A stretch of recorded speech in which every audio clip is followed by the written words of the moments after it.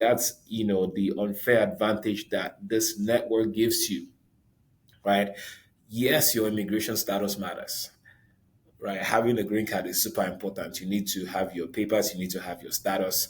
But community is often the key that accelerates opportunity for us, right? And it's important that we keep that in mind. We face a lot of challenges as immigrants, right? Whether it's access to information, it is always our info.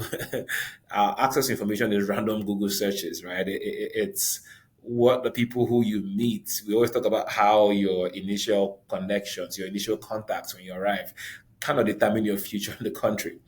Someone said the first five people in your network determine, the next 5 years of your life when you arrive here in the United States, and that's very powerful. It's a very powerful illustration.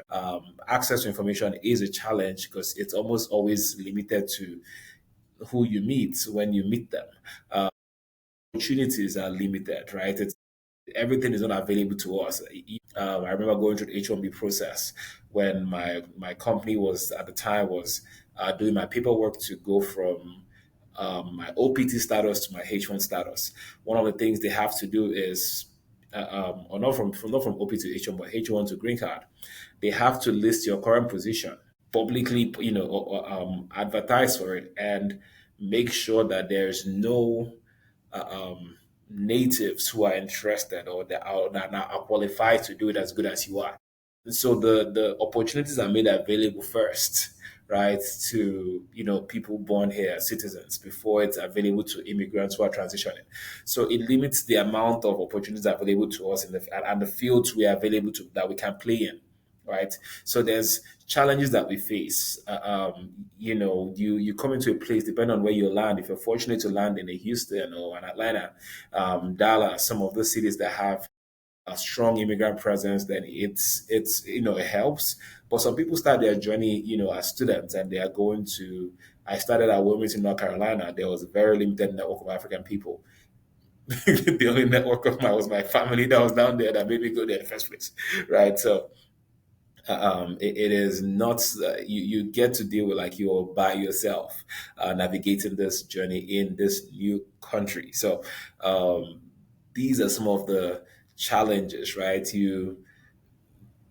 We get to there's this almost limiting belief where we're like, hey, I need to get this. I am limited in the opportunities available to me, until I get my green card. When honestly, I've seen people thrive again through that journey by leveraging the community, leveraging opportunities available to them within the network. It's a very global economy that's operational today, right? And there's again, I will never advocate for breaking the laws of the land where we are. So if the requirements you can't work, but you can still earn other ways. You can still earn outside. But again, it's your if you're not in the right network, you will not know what opportunities are available to you, right? Those practical connections are more powerful than even your. I've seen people with their green cards that citizens and they still can break through in career. They're still doing things. They still live in this limiting or limited mindset. Like they still work in this limiting belief systems, and so they are not maximizing the opportunities that's available to them. They're not living out the full potential that's promised, right, in the American dream. And so it's not just your paperwork is good and it should be priority. But that's don't downplay the power of your community, right? It's that's the one thing I want to really highlight through this conversation. We always, when in this situation, a lot of us come to the U.S. If